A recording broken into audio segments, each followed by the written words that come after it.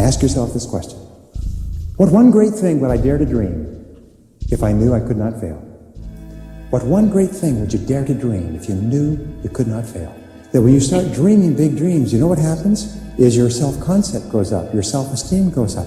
The very fact that you allow yourselves to dream big dreams causes you to feel better about yourself, see yourself better, think of yourself better, and it starts the process of making yourself unstoppable. You have to learn to put up a fight against the small thinking sabotage mechanism in your mind that talks you out of all your chances.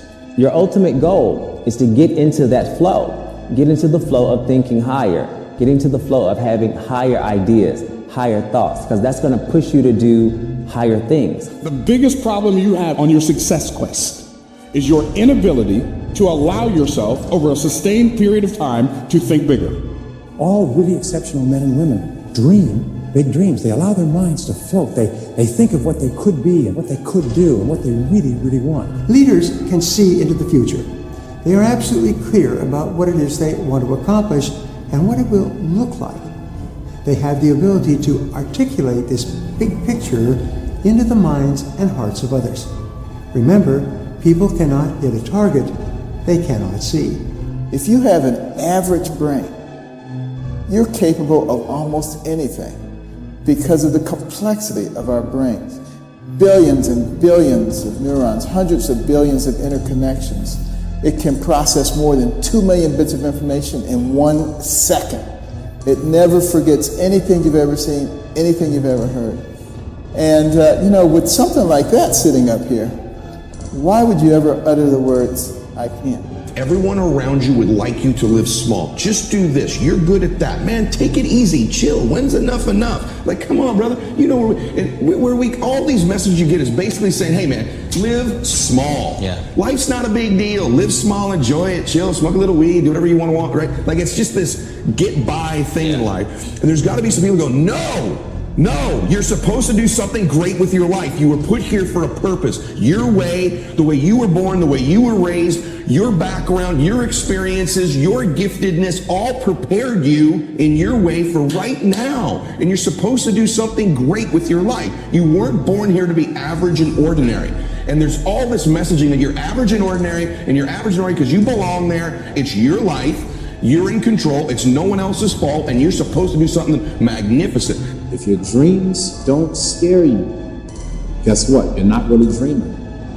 If your dreams don't really scare you, you're not really serious about the things that you're doing.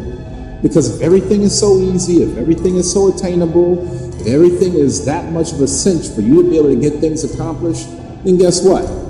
You're really not pushing yourself. If you continue to think small, your thoughts will ruin and limit your entire life. You can look around you. A lot of the things that people have going on in their life are the results of their thoughts. It's the results of their thinking from years and years of thinking the same way. So you don't want to stay there in that average thinking realm, in that limited thinking realm. That's not what you want to do. You want to take your thoughts to the next level. You want to get into that unlimited space. You've measured your potential around other people's potential. You said, okay, if somebody else could accomplish it or somebody else could not accomplish it, then I can accomplish it, right? You look at the norm, you look at the status quo, you look at the 95% of what people are doing, and you tend to mold your own potential based around that. And that's one of the number one reasons why most people fail, is because they don't dare to be big enough, to dream big enough, to go above and beyond the status quo. They don't dream to go above and beyond. Dream building. Going out and physically looking at big houses. Going out and looking at nice cars and jewelry and nice clothes. Looking online at fancy restaurants and reading their menus and imagining what it would be nice to be able to afford going to that place. Looking online at Tahiti and Hawaii and Barbados and all the different luxury places around the world that you would love to travel to and take a holiday vacation. Look at the most luxurious suites and villas that cost $10,000 a night. and dream, wow, somebody can afford that. If they can do it, why not me? And why not right now? These are the things that inspire and motivate. These are the things that wealthy people do on a regular basis. So engage in that, and I think you'll see some spectacular results. If you continue to think small or to think low, nothing of significance will happen in your life. Nothing extraordinary, nothing beyond average is going to happen in your life. The type of friends that you make, you're always going to maintain the same type of friends. The type of money that you make, there'll always be a cap or always be this box that you stay in. The type of opportunities that you have. Everything is pretty much going to remain the same if you continue to think the same way. So number one, if you continue to think small, nothing of significance will change. Here's an exercise for you. Take a piece of paper later on and write at the top, dream list, and then make a list of all your dreams. But what about this? What about that? No, decide what's right before you decide what's possible. Don't decide, well, we can't afford this, we couldn't do that. Stop. That's helplessness, that's habit. That's these old negative habit patterns holding you back. Before you even decide what you want, most people are figuring out why they can't have it. What you do is you say, wait a minute, if I had no limitations, and this is the key, you dream as though you had no limitations. Nothing's holding you back. Imagine you have all the time, all the money, contacts, all the education, influence. You have everything going for you in the whole world. And just simply decide, these are my dreams, and write them down. Project yourself into the future and say, where do I want to be in 5 to 10 years? If I could design a perfect life, so my life was perfect in every respect, my relationships, my income, my work, my family, my health, my home, my car, what would it be? This is the starting point of great achievement, because what will happen is that if you can clearly define that target, you can hit it. You eventually always hit the targets that you set for yourself, but you can't hit a target that you can't see. Failure does not exist in the mind of a successful person. Failure does not exist until you've completely given up on something. And a person that's successful, they failed more times than the average person has succeeded and failed together. Like, it's just like they fail and they fail and they fail. And the creator of Honda says that success is just 99% failure. So a person that's successful looks at failure and what a normal person sees as failure and just sees it as, it's just, the universe showing me this isn't the right path. Got to move, I got to change, I got to take a detour. The destination does not change, the route just might change a little bit. There might be a little bit of a detour to get to where I want to go. And so they don't worry about failure. They don't think about the missed shots. They think about how they're going to make the next shots. In your life, you're going to get what you tolerate. Stop tolerating for these people who have believed in you all your life, an inferior life for you. Stop allowing God to bless you and give you all this giftedness and opportunity and settle and tolerate less. For those babies that are sitting here with you, your children and grandchildren, stop being willing to tolerate less for them. Don't tolerate it anymore. Yeah, you got to give it your best, but it starts making a decision that this is over. I don't tolerate this life anymore. Pretty good's not good enough for my family. Pretty good's not good enough for my grandmother. Pretty good's not good enough for my grandpa, my parents, my future children. Pretty good ain't gonna get it done for this family. Now I hope you hear them whispering to you, he's right.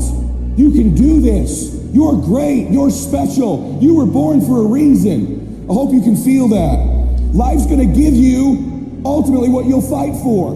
Your life is either easy now and hard later, which is life will be harder later if you choose the easy route, I promise you that. And that right there is instant gratification, or if you choose delayed gratification, it is harder now. I promise you that, it's not easy, it's harder now, but your life will end up being way easier later. And so if you really want to master your life, master this little teeny tiny thing. Design your environment to help you out. The people who are the most the most consistent in taking action that they need to are not the people who have the best willpower.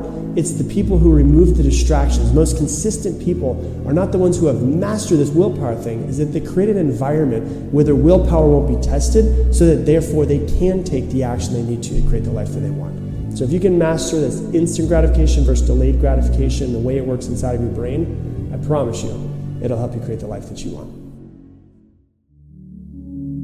Most people are not successful. It's not because of the fact that they've had some lofty dream or some huge aspiration, some real big adventure that they wanted to go on. It's not because of the fact that they dream big. It's because of the fact that they dream small. And because of the fact they dream so small, they hit their goal and that was their end. You cannot be a victim to small thinking. Our mind has two parts that are basically in conflict. So there's emotional impulses and there's rational thinking, okay? Emotional impulses and then rational thinking. And so when you look at the brain, you have something that's called the limbic system. And the limbic system controls your emotions and your drives. It's in charge of pleasure, in charge of pain, in charge of survival. And this part of your brain, the limbic system, seeks instant gratification, which is like, there's sugar in front of me, I want to eat that sugar. Or I'm watching the NFL games with my friends, I just want a beer, right? So that's like instant gratification. So that's in the limbic system. On the other side, there's another part of your brain that's called the prefrontal cortex. And this is in charge of your rational thinking, your decision making. It's also in charge of your impulse control. And this focuses on long-term goals. And so conflict arises in your brain when these two systems, the limbic system and the prefrontal cortex, clash, which is why you can consciously know what you want to do and what you should do to create the life that you want, but also at the exact same time, not be doing it. Delayed gratification is the practice of resisting the temptation for immediate rewards and instead choosing to invest time and effort into long-term goals. One of the critical benefits of delayed gratification is the development of resilience, strengthening our ability to overcome obstacles, endure challenges, and persevere through setbacks. Delayed gratification allows us to gain clarity about our goals and aspirations. It forces us to reflect on what truly matters and identify the steps needed to achieve those goals. It teaches us to control our impulses and make conscious choices that serve our long-term interests.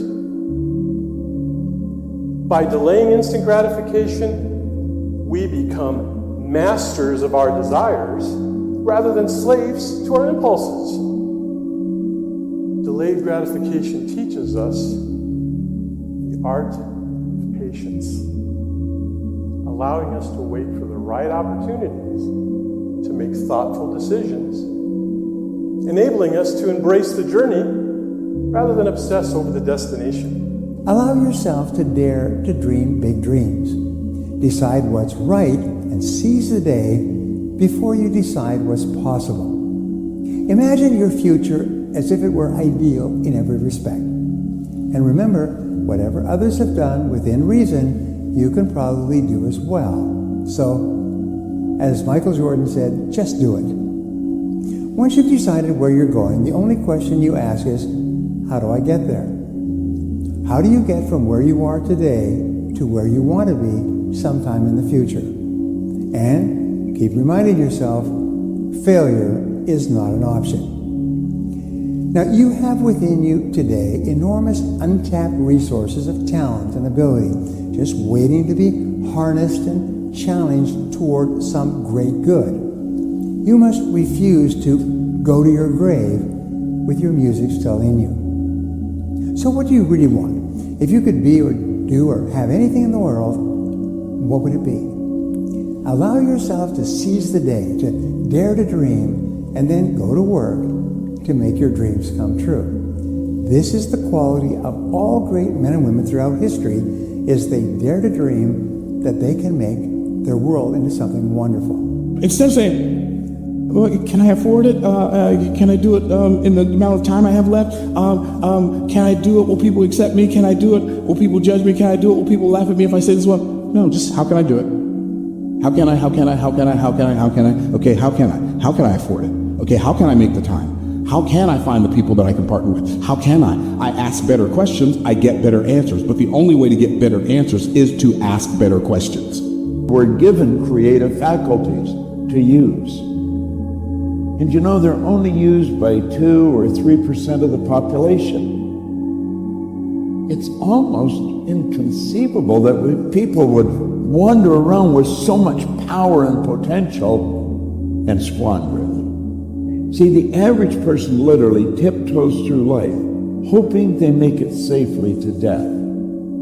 It's such a shame, and it doesn't have to be that way. Everyone's creative, and no one is more creative than another.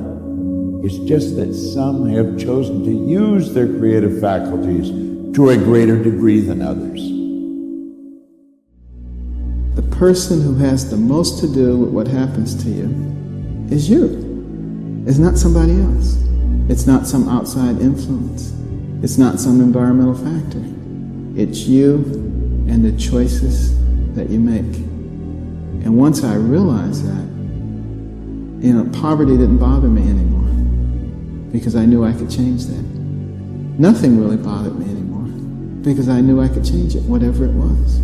It doesn't matter what the circumstances were that you were born in, as long as you have a normal brain. Because the human brain is the most fabulous organ system in the universe.